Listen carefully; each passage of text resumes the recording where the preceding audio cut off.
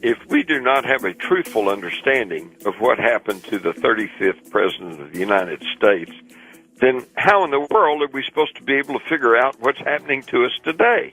Let me just get down to the basics here, okay?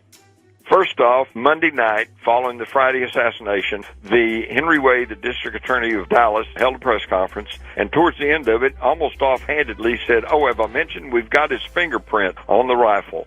Well, that pretty well took care of it for most people. Fingerprint on the rifle, obviously he did it. But let's look closer at this. On the Friday night of the assassination, the rifle and all of the evidence in the case was taken away from the Dallas police quite illegally by the FBI with no jurisdiction, based on pressure from Washington, mainly from aides of his successor, Lyndon Johnson. And the rifle was sent to Washington, to the FBI crime lab. The next day, in a document signed by J. Edgar Hoover himself, it said no usable prints were found on the rifle or even the inner parts of the rifle. Then on Sunday morning, Oswald's killed by Jack Ruby, and on Sunday evening, the rifle is shipped back to Dallas. On Monday morning, 2 FBI agents, Harrison and Vincent Drain, carried the rifle over to Miller Funeral Home. The newspapers even made a notation that an FBI team spent a long time in the morgue, and the funeral home director, Paul Grudy, who I became very good friends with, told me back then and now that he was there when they put Oswald's dead hand on the rifle. In fact, he said he had a tough time getting the black fingerprint ink off of Oswald's dead hand in time for burial that afternoon. They said, "We've got his fingerprints on the rifle." Number 2, Gerald Custer was the naval technician at Bethesda Naval Hospital who took the x-rays of Kennedy's body prior to the autopsy.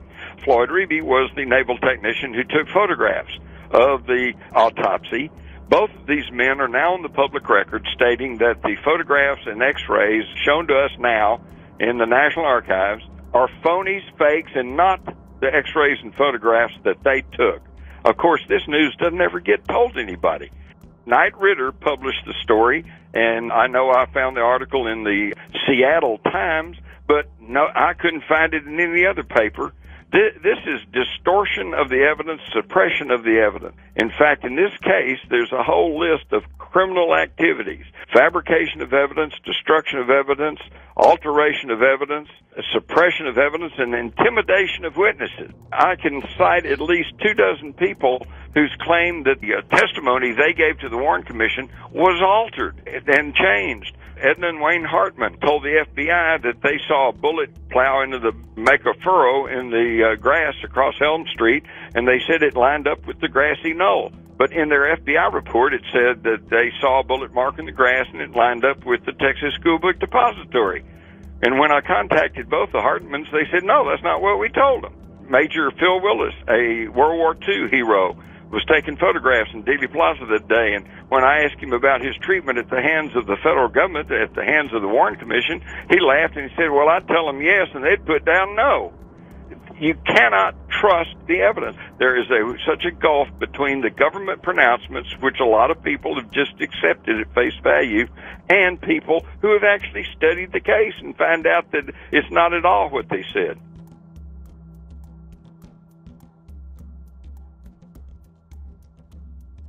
Blakey, their senior counsel, head of the assassination committee, had said early on that they were not going to look at any new evidence, but they would review old evidence. And suddenly, at the last minute, they came up with the police dictabelt that was a recording of radio communication with the Dallas police, and on there was recorded the shots.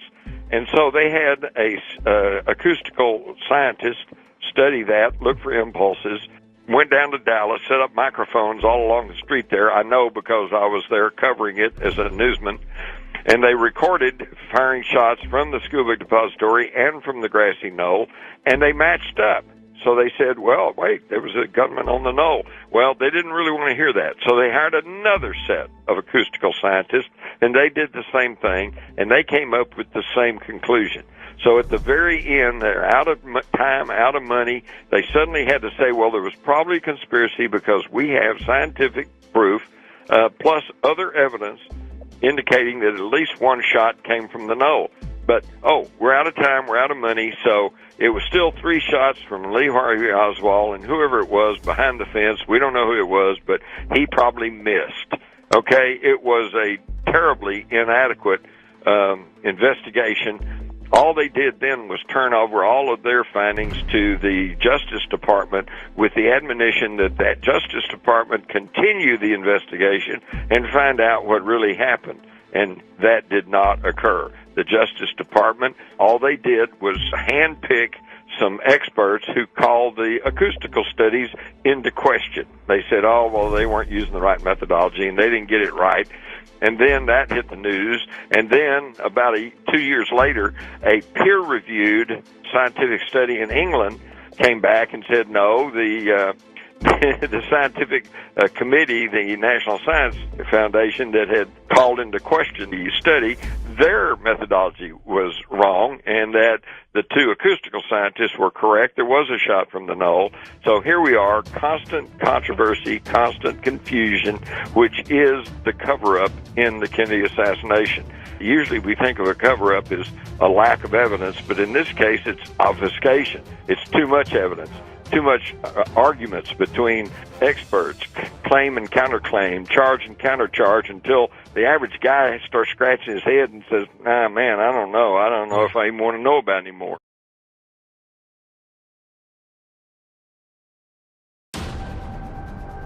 The key straw that broke the camel's back was indeed Vietnam. And of course, there was a lot of money flowing there, a lot of drugs coming out of the Golden Triangle, a lot of defense contracts, particularly for Texas.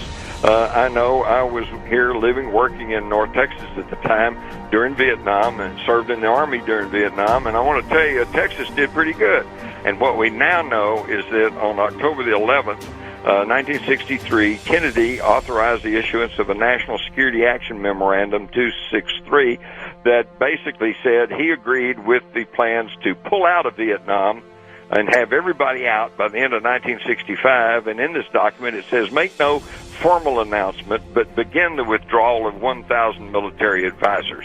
On the Monday following his Friday assassination, Johnson issued a National Security Action Memorandum 273, which blocked and stopped that pullout order, and in fact ordered them to draw up plans not only against North Vietnam but against Laos, talked about the plausibility of denial, and it set us on the course for Vietnam. And of course it was not until the August of 1964 and the phony Gulf of Tonkin attack, which never occurred, that he got the Gulf of Tonkin resolution pushed through Congress, which allowed him to wage war, and he immediately began to send ground combat troops to Vietnam.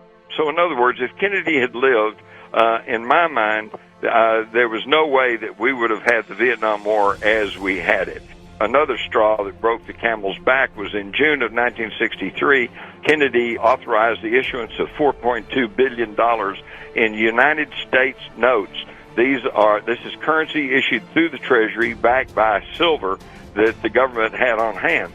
Now, the $5 red ink United States notes were not worth any more than a Federal Reserve note, but we didn't have to pay interest on it. Okay, officially we owe $16 trillion right now, and to pay off the national debt, which is the interest we have to pay on the money that we borrow through that collection of banks known as the Federal Reserve System. By doing this, Kennedy became the second president in U.S. history to issue interest-free money. The first was Abraham Lincoln, who issued greenbacks to finance the war between the states. And I'm here to tell you, I, for one, do not think it was just a coincidence that both of those presidents who issued interest-free money were shot in the head in public. Kennedy was not even aware that there was going to be the Bay of Pigs invasion until after he had been elected in November of 1960. And then the invasion, of course, was in April of 1961, just a few months later. And it took them months to build up for that thing. So in other words, he was faced as the new president with a fait accompli. They said, this is already planned. It's been authorized by the previous administration. And you mentioned Richard Nixon. He was the one who, in his book, My Three Crises, took full credit for planning the Bay of Pigs invasion. But Interestingly enough, and to show the difference between presidents, we now have a president which, no matter what happens, he blames it on somebody else. But after the failure of the Bay of Pigs invasion, when Kennedy could have gone on television and said, well, folks, this wasn't even my idea. I didn't even know about this until I got elected, and they told me it was already planned, and I had to go through with it. He got on television. I can still clearly remember it. He said, look, this happened on my watch, and I'll take full responsibility for it. So some things just didn't make sense. At that time, there were no gun control laws. If Oswald wanted to go and use a rifle to shoot the president, all he had to do was go to downtown Dallas, go into any pawn shop. He could have bought a rifle, paid cash, walked out. There would have been no paper trail. Instead, we're told he ordered a rifle through the mail, sent to a post office box that could be tracked directly to him. And yet they never quite came up with the signature. Okay, they're not real sure who got in that box because the records had been destroyed. John J. McCloy, a very powerful banker and one of the more prominent members of the Warren Commission, who had been the High Commissioner of Germany at the end of the war and had allowed lots of Nazis to come over to this country under Operation Paperclip, and his protege, Allen Dulles, who had become the longest-serving director of the CIA, and both of them sat on the Warren Commission. And John J. McCloy made the comment early on in the transcripts of the Warren Commission meetings. He said, it was of paramount importance that we show the world that America is not a banana republic where the government can be changed through conspiracy. So that's what they were trying to do. They weren't trying to investigate. They weren't trying to find the truth.